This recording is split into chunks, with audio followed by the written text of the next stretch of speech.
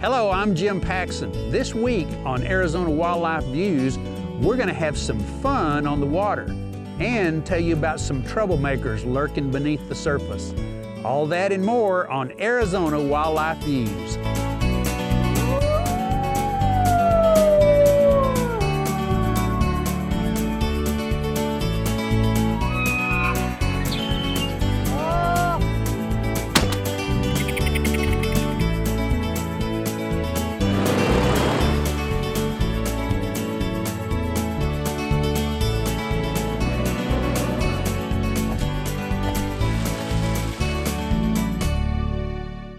Arizona Wildlife Views is brought to you by the sale of hunting and fishing licenses and the Heritage Fund, lottery dollars working for wildlife. Some projects made possible by the Sportfish and Wildlife Restoration Fund. Welcome to Arizona Wildlife Views. We begin our show today at Lake Pleasant as we take an exciting ride along with Game and Fish Watercraft officers for a first-hand look at how they help keep our lakes safe.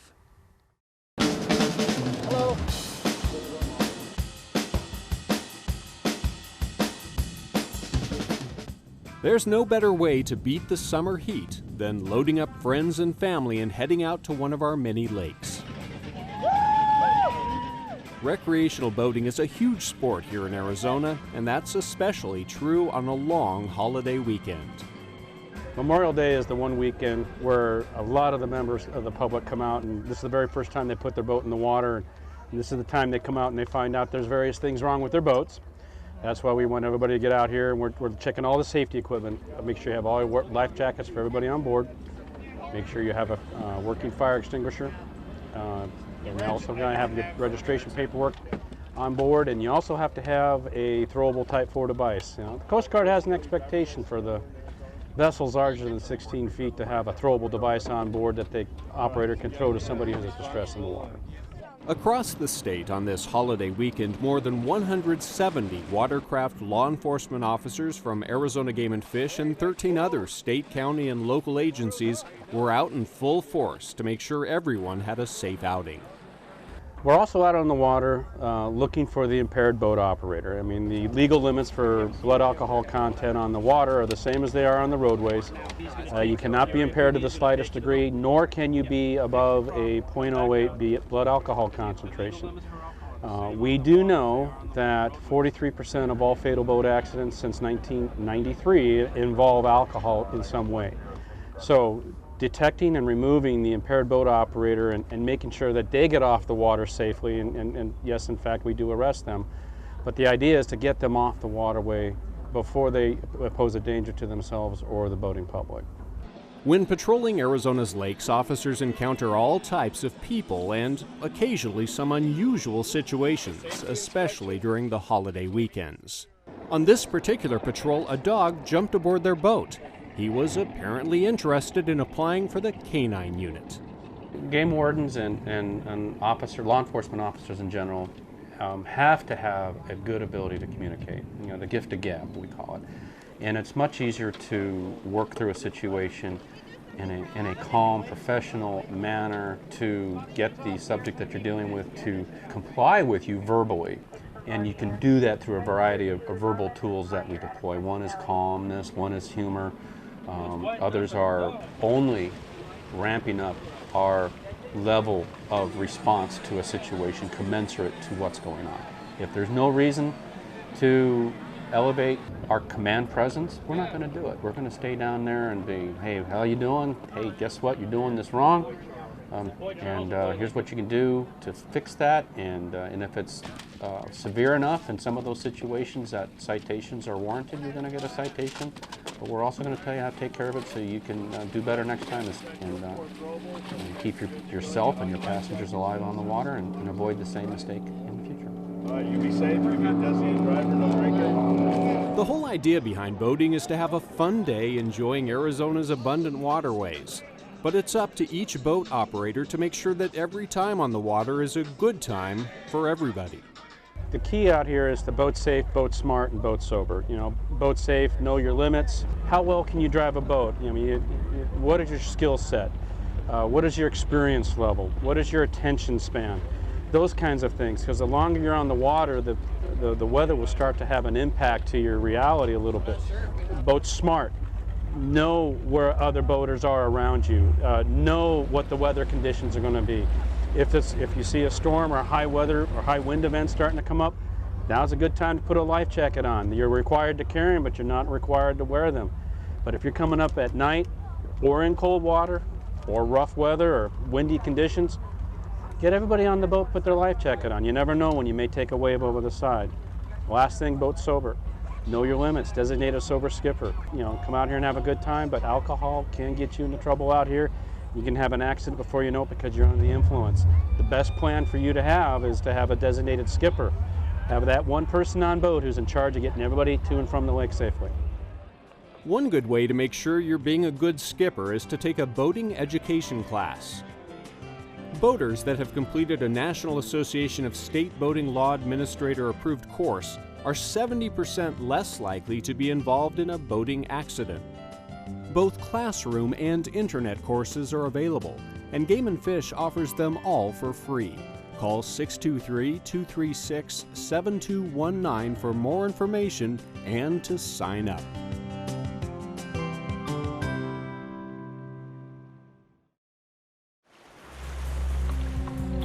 There is an invasion taking place. We knew they were coming. It was only a matter of time. But now they are here, and they're spreading. Quagga mussel, actually, quagga and zebra mussel, invasive mussels, something that gets this big is a really big one.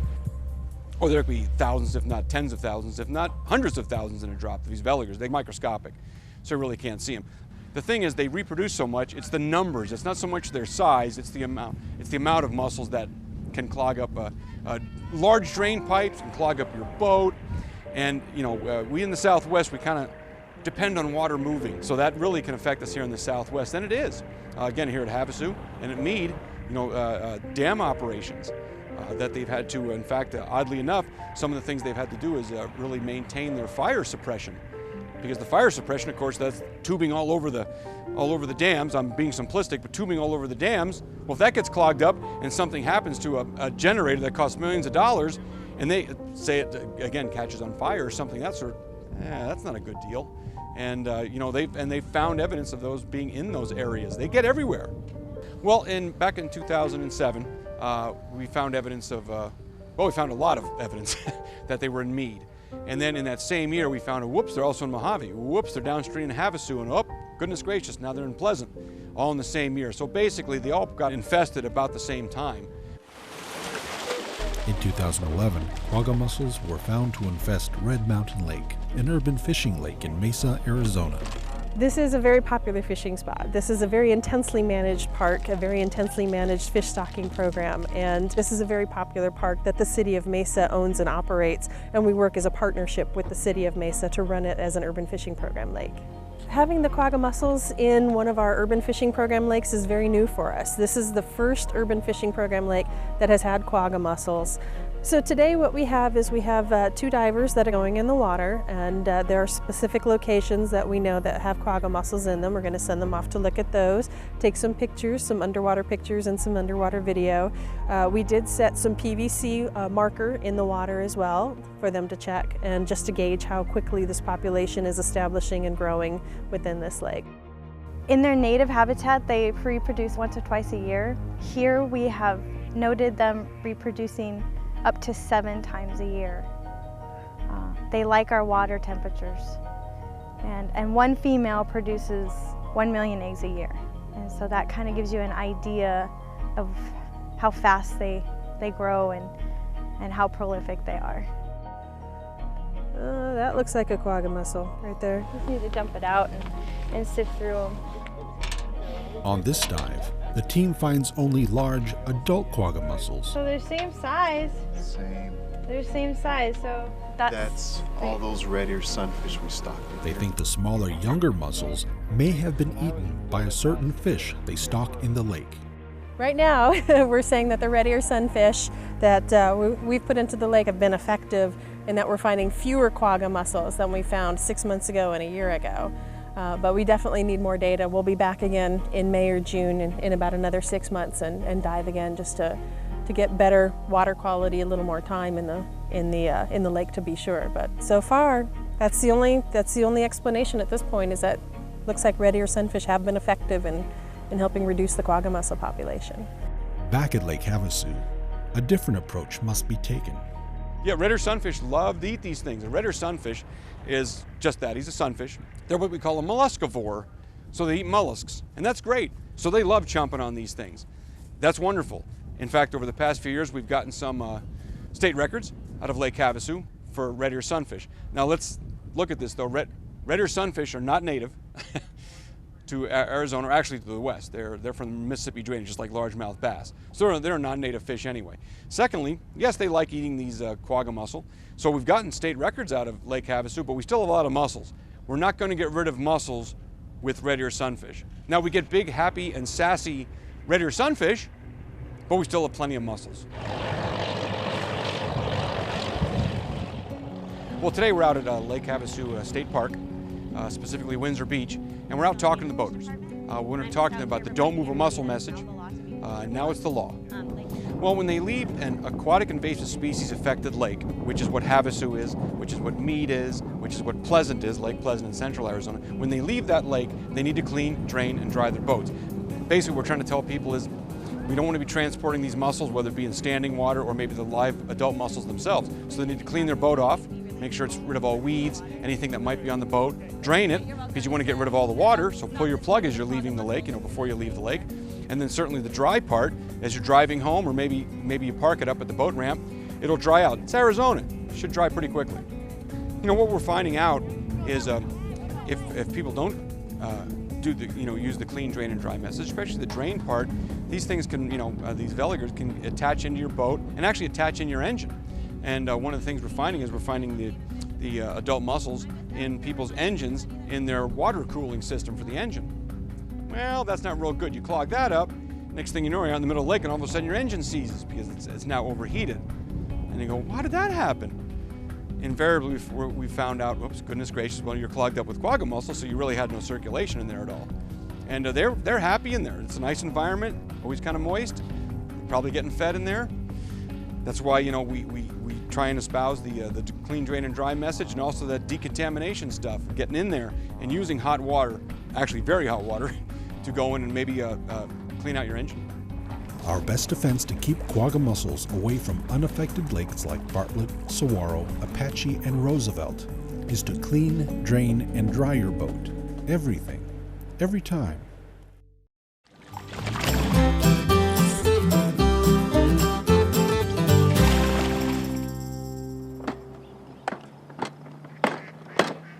Spending time with a friend at Water Ranch Lake in Gilbert, DJ Rothens shares his fish story. Summer of '65, a man that we'd known for a long time got my dad into hunting and fishing in Arizona. Came up from the valley, we lived in Snowflake, and brought my dad a Mitchell 300, which is an open-face reel, and at that time was a Mitchell Garcia, and it was a creme de la creme. And my dad gave it to me to put in a boat, and I didn't. I set it on the boat. Well, between Snowflake and Taylor going 70 miles an hour, my dad looks in the rearview mirror just as the box that the reel is in comes off and hits the pavement and broke in a million pieces. All it could salvage was a spare spool. And Dad said, well, we're not going to let that ruin a good trip. So we went to White Mountain Lake, which is about 10 miles down the dirt road, which was Dagg's Reservoir then. Oh, I missed it, damn it. Or did I? We caught, 30, 40 trout, 10, 12 inches, and then decided we'd go to Joe City and catch some catfish. So he told me to pull in the fish. Well, I pulled them up against the side of the boat, and the boat had mud on the side of it, and I rubbed the fish up against the mud, and I thought, well, I'll throw them back out and rinse them off. Well, when I threw that 40 or 50 fish out there, they hit the end of that line, the stringers, and just came right out of my hands. Oh, no. And I just watched them sink to the bottom. Well, I don't swim now and didn't swim then either. And Dad thought seriously about throwing me in after him, and Ray said, look at the bright side. We got to catch all them fish, now we don't have to clean them. So we went home and changed our rig, and I went to Joe City for catfish, and we're fishing at night and had a lantern and The fish quit biting about midnight. We decided about 1 o'clock we're going to go home. Pull up the anchor, get a pull on the fish, we'll fire up the boat and go home. So I pulled up the anchor and I pulled up the fish, and as I got a bite, and I turned loose of the fish and reached for my pole, and there the fish went in the water again. My father was a very patient man, very patient. The fact that I'm still alive is a testament to his patience. Beginning January 1st, 2014, some significant and exciting changes to Arizona's hunting and fishing licenses will take effect. The Arizona Game and Fish Commission has been working for several years to create a simpler and more user-friendly structure of licenses and fees. This process started back in 2010, where the Commission identified that the complexity of our license structure was a barrier to recruitment and retention for new people to pick up the sport of hunting and fishing. So they asked us to look at ways to simplify that. So over the course of that year, we looked at our current structure, which had 44 different options for hunting and fishing licenses and stamps and other privileges that are tied onto them. And yeah, we did find it was very complex for a lot of our customers. We did focus groups, we did some surveys through customers, and found out from them that yeah, they would prefer it to be a little bit simpler. In spring of 2013, new legislation gave the Arizona Game and Fish Commission the authority to change license structure and fees through a streamlined, customer-focused process. Arizona Game and Fish held 17 public meetings, conducted a webcast, sent out a survey to hunters and anglers, and created a web page on the license simplification effort. Yeah, since legislation passed, we have done a pretty extensive public outreach and public input phase. And it actually covered two different phases. The first one was to give our public an idea of what a conceptual license structure and fee might look like. So we went out and conducted several public meetings around the state, met with several different conservation organizations, sportsmen's groups, and they helped us hone down what that would look like. One of the topics that was discussed was the idea of a premium hunt structure, and that received a lot of opposition, and ended up that we did not include that, nor did the Commission approve that by the final or the draft rulemaking. Okay, because I didn't see it here when I looked at the other boxes. Go ahead. Okay. Very prepared. A lot of them did a lot of math, looking at different ideas, different states, different types of things. But in addition to those folks, we also had several people comment on our website through a dedicated email address. And all total, we had, I think, over 1,300 people comment. All that feedback really helped us build a better license structure and fees that, number one, our customers were going to be okay with, but number two, serve the purpose of what we're trying to do in simplifying the structure so we can hopefully recruit and retain more hunters and anglers. Those in favor? Aye. Opposed, same sign. Motion passes. Thank you. At their August 2013 meeting, the Commission voted and approved the new license and fee structure, reducing a complex assortment of 44 possible license and stamp options to 6 options and 1 migratory bird stamp. Another big change is that licenses will now be valid for 1 full year from the date of purchase instead of just the calendar year. Here's a look at some of the other changes. Some of the simplified licenses will offer more value through bundled privileges. For example, a fishing license will not only include general fishing for state waters, but will now also include trout, 2-pole, and community fishing privileges. The new fishing license will cost $37 for Arizona residents. By comparison, the cost of the same privileges if purchased separately through the current structure would cost $69.75. Combination hunting and fishing licenses will also include those expanded privileges of the new fishing license. The only short-term licenses that will be offered are the resident and non-resident short-term combination hunting and fishing licenses. A youth combination hunting and fishing license will now cost only $5 a year. That's a reduction in cost of $21.50. The only state stamp that will be required is the Arizona Migratory Bird Stamp. This stamp will cost $5 and will take the place of the 2 current separate state stamps. Special licenses for trapping, falconry, guiding services, disabled veteran and apprentice hunting licenses, and the Pioneer license won't change for 2014. The big game structure will stay the same, but most tag prices will increase. This is the first increase in tag prices since 2007. None of the tag prices exceed the previously authorized statutory cap that existed prior to these structure changes. The application fee for the big game draw and first-come permits will be increased to $13 for residents and $15 for non-residents. A portion of those fees will be dedicated to habitat, public access, and retention and recruitment efforts. Going on from here, now that we have a new license structure and fees that will be in effect January 1st, 2014, we still have a lot of work to do to educate our customers so they know what the changes are going to be for next year. One of the bigger changes is the license will now be valid for 365 days, which is different than the old calendar year. So that people have questions on how that'll work. We have to educate our dealers and also our staff on the new changes and what the license requirements will be. And we're also working with 3 other states that we have agreements with, specifically because we share bodies of water that we each have resident and non-resident anglers fishing at, and those being California, Utah, and Nevada. And we've had agreements in place with all 3 of those states for decades. We just have to update those agreements so they'll recognize this new license structure.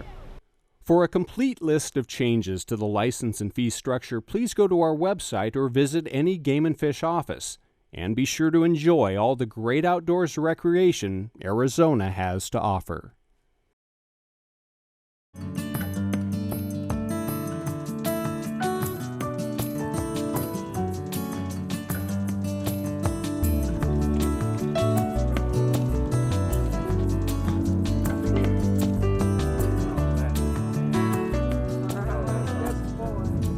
For over 80 years, the fate of Arizona's wildlife has been in the hands of the Arizona Game and Fish Commission, a 5-member board appointed by the governor.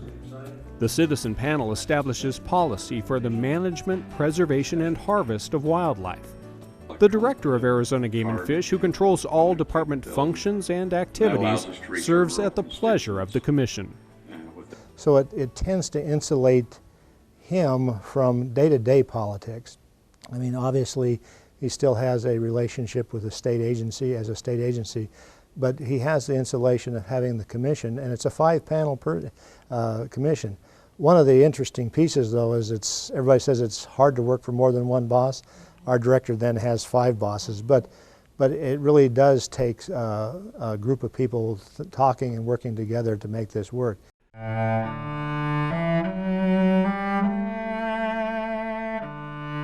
When Arizona became a state in 1912, much of its wildlife and habitat were in dire straits.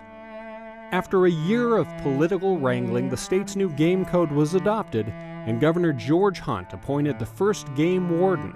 It was then that the fledgling Game and Fish Department began to take shape.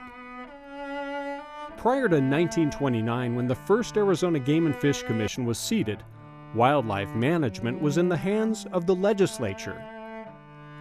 In 1923, citizens and businessmen who wanted the state's wildlife managed by science and not political whim formed the Arizona Game Protective Association and began to lobby hard for a commission form of wildlife management. 1928, they made a big push for it. The Arizona Game Protective Association at that time was the strongest lobby for wildlife in Arizona, and that was very powerful.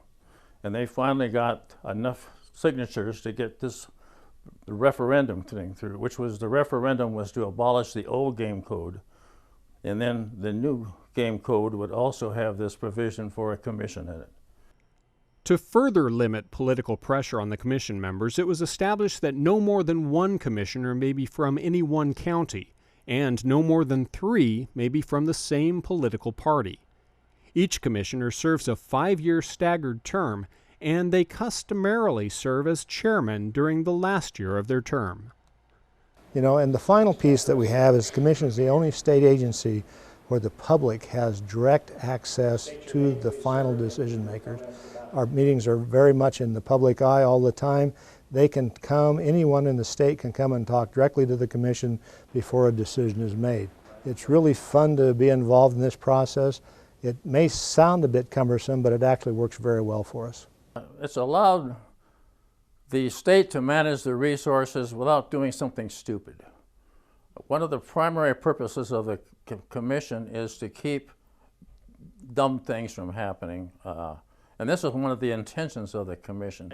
We've had people of various interests and so forth, but over and all, they've demonstrated a very high quality of commitment to a wildlife resource. And I think that's true to this day. It's worked very well for us over a number of years. We're unique in the sense also that we manage a diverse group of wildlife and people in our state. One of the things, we have 800 species, a little over 800 species of wildlife that we manage and try to work with and control for the state of Arizona and the people inside the state. And we have everybody from hunters and anglers to the bird watchers, to the outdoor enthusiasts, to the people who just want to have outdoor recreation, trail bikes, off-road vehicles, and watercraft. So we have a very broad range of people and wildlife that we try to manage. But one of the things that I found out is, even with all the time commitment, it's where you can truly make a difference for wildlife of the state. I absolutely have been an outdoor enthusiast. I'm a actual consumptive user. I hunt and fish and like the outdoors that way. But one of the things is I can help manage a broad range of wildlife and make it better. And the reason I wanted to do it is because I want my grandkids to be able to enjoy the outdoors however they choose to enjoy it in the future.